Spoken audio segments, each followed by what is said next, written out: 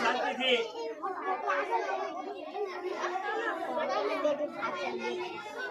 પછી આ કાચા માટીના જે વાસણ છે એને સુકવવામાં આવે. શું કરવામાં આવે?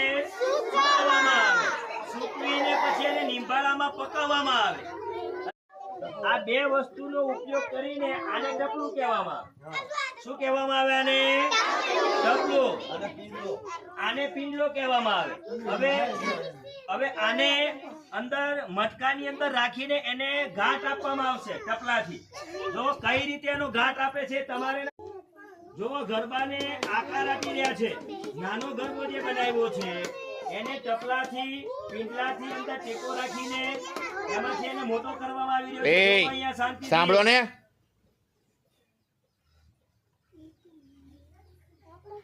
જો કઈ રીતે ટપલું મારે છે. માટી ભીની છે.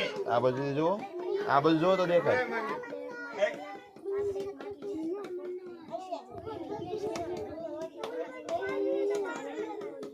પછી આને સૂકવીને સુકાઈ જાય પછી એને નિંબાળામાં પકાવવામાં કલર કરીને. હા જો પેલા ચાકડા ઉપર તૈયાર થાય. તૈયાર થયેલી પછી એને ટપલું મારીને થોડું મોટું